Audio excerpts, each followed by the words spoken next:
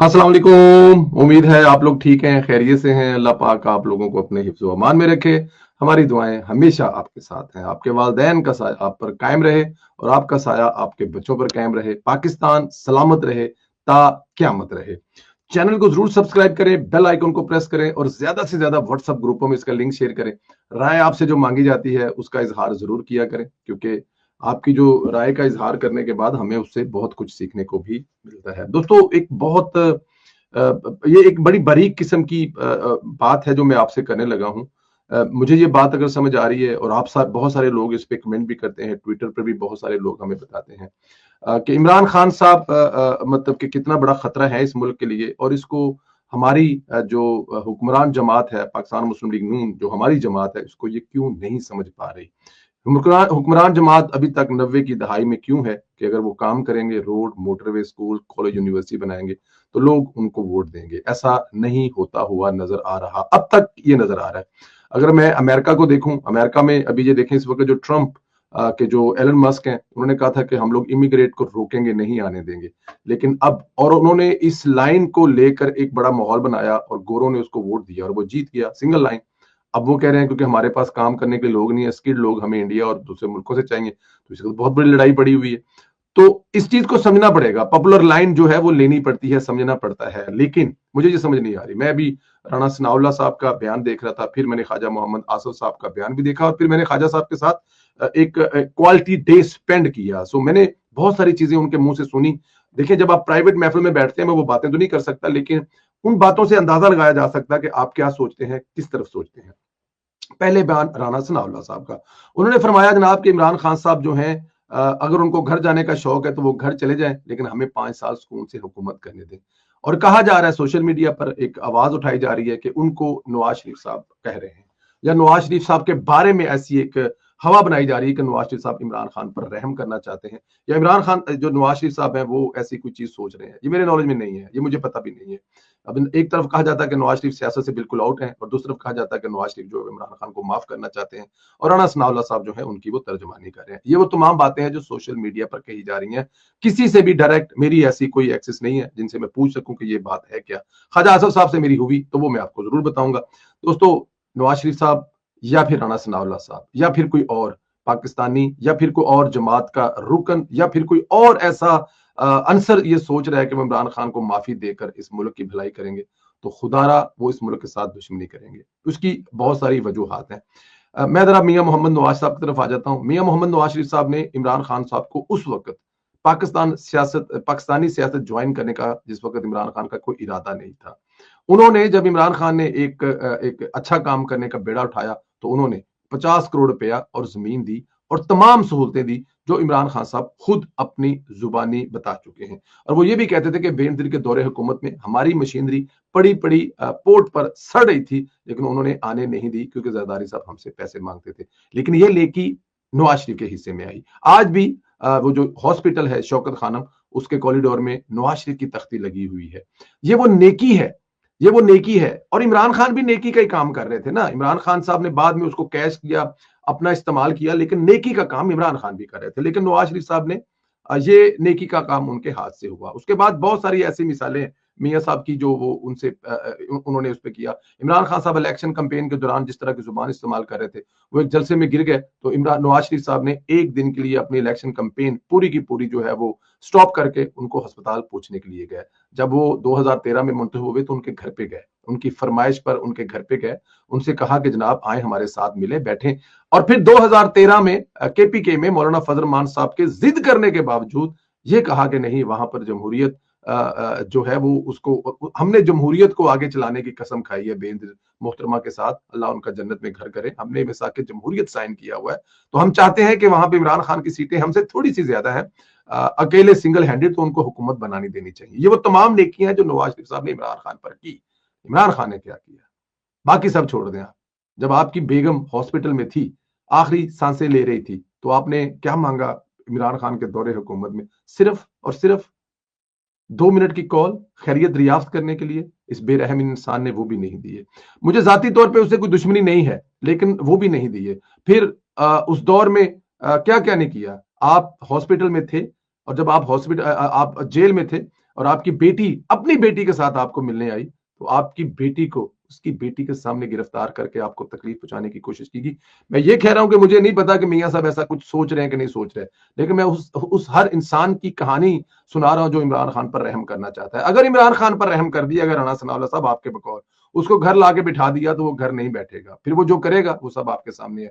और खुदा ना करे और खुदा ना करे और खुदा ना करे वो पॉपुलर लाइन जो वो लेता है और वो पॉपुलर लाइन लेके इलेक्शन में वो चला गया, तो फिर क्या होगा इसका भी मुझे नहीं पता। लेकिन पाकिस्तान का मुजरम है वो लफ्ज पाकिस्तान स्टेट का मुजरम है। दुनिया में कहीं इस तरह नहीं होता। क्या अमेरिका में जब आप वाशिंगटन डीसी पर जाएं और वहां पर पेंटागन पर हमला कर दें, तो क्या वहां की जो इंतजामिया आपको छोड़ देगी? आप इंग्लैंड में चले जाएं और यहां पर जो फौजी तनसीबात है, यहां पर कुछ गोरे हमला कर दें, तो क्या हुकूमत बीबीसी जो गोरों की हुकूमत है, जो ब्रिटिश है, क्या वो छोड़ देंगे? नहीं छोड़ेंगे।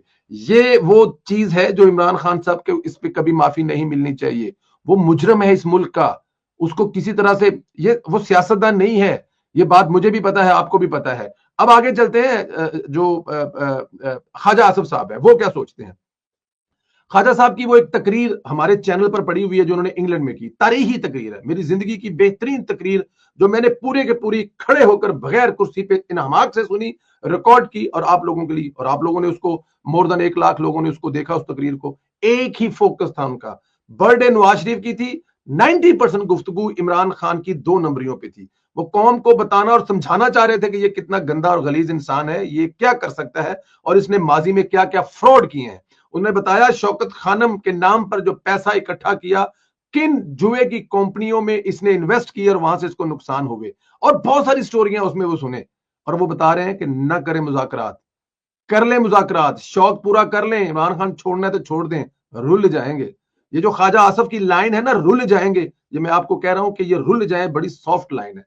वो आपके साथ क्या करेगा आपको अंदाजा भी नहीं है। और मैं बात ये नहीं कर रहा कि वो नून लीग के साथ क्या करेगा, वो इस पाकिस्तान के साथ क्या करेगा, ये आप लोग सोच नहीं सोते। वो 71 वाली स्टोरी उसके दिमाग में यहां पे फंसी हुई है, उसने वो करके दिखाना है।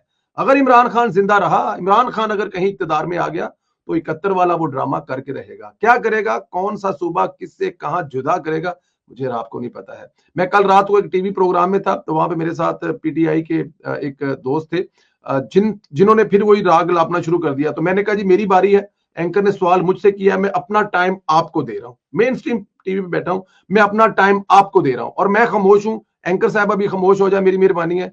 12 लोगों के नाम बता दें जो शहीद हुए हैं या जिनको मारा गया है। नहीं थे पता उस बंदे को 12 लोगों के नाम। 1 महीना हो गया है, वो रो रहे हैं कि 12 लोग मारे गए।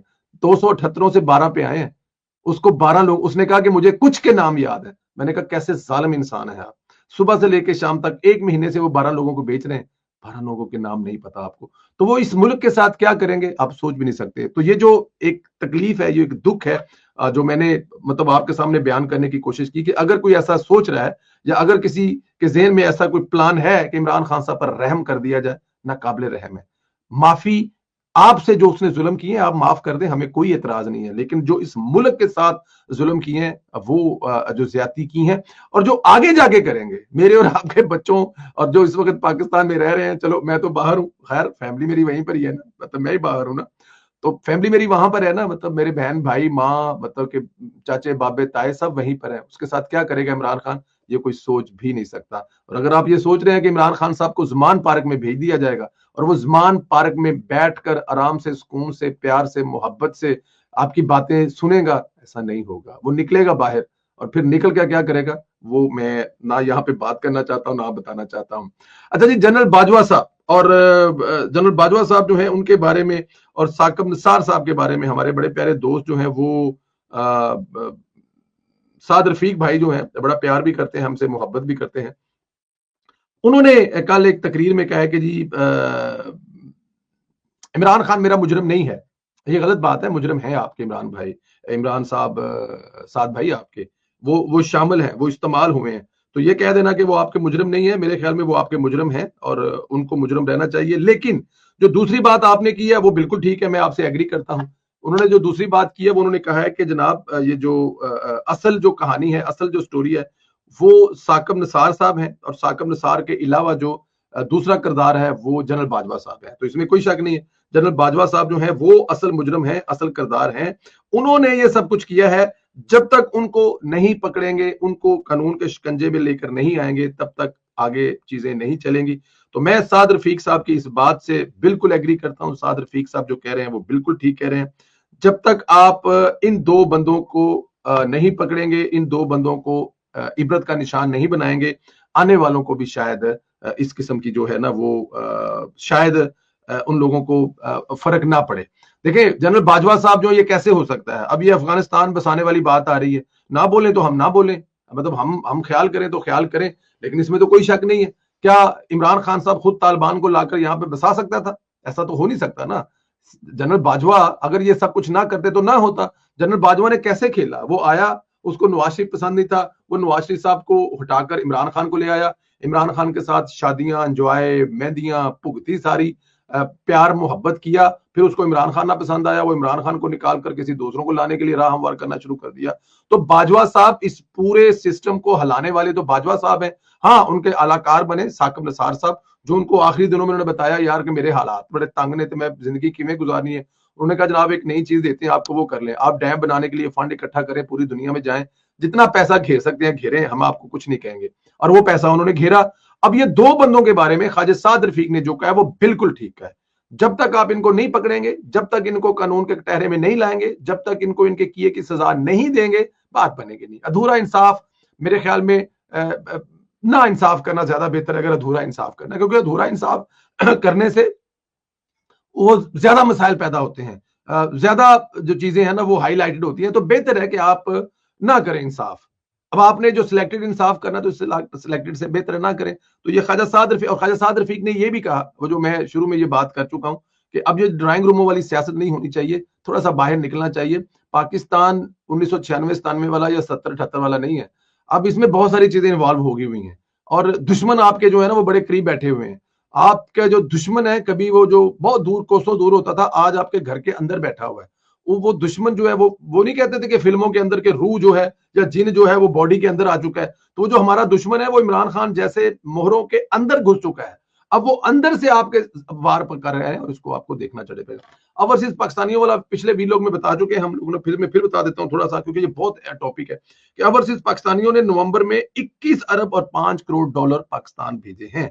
सऊदी अरब में मुकीम सबसे ज्यादा 7 अरब और 29 करोड़ डॉलर पाकिस्तान की रकम भेजी है, जो कि पिछले साल इसी अरसा में तकरीबन 40% ज्यादा है।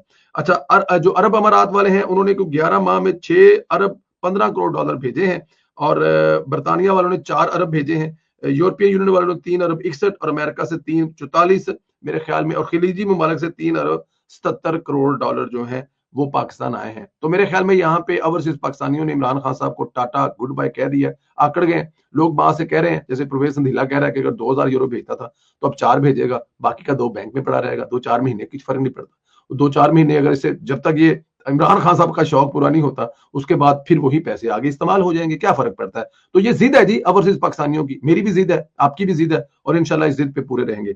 आप क्या समझते हैं कि इमरान खान साहब को छोड़ देना चाहिए, उसको बनी गला या जमान पार्क ला के बिठा देना चाहिए? इस पे जरूर राय का इजहार करें। और कोई ऐसा अगर सोच रहा है तो क्या वो पाकिस्तान के साथ जुल्म और ज्यादती तो नहीं कर रहा? और ख्वाजा आसफ साहब की ये बात कि रुल जाएंगे अगर ऐसा कुछ किया, तो इस पर आप क्या कहेंगे? आपसे ये गुजारिश है। साकिब नसार और जो बाजवा साहब है, क्या वो असल मुजरम है और उनको छोड़ देने से इंसाफ मुकम्मल होगा? इस पर भी अपनी राय का इजहार जरूर करें। और ओवरसीज पाकिस्तानियों ने जो कमाल किया है, इस पे तो मेरे ख्याल में आपको कहने की जरूरत ही नहीं है कि राय का इजहार करें, जरूर राय का इजहार करें। ज्यादा से ज्यादा सब्सक्राइब करें, बेल आइकन को प्रेस करें, और व्हाट्सएप ग्रुपों में इसका लिंक जरूर शेयर करें, ताकि यूथियों की आत्मा रुलती रहे। अपना ख्याल रखें, मुझे इजाजत दें, बहुत शुक्रिया, खुदा हाफिज।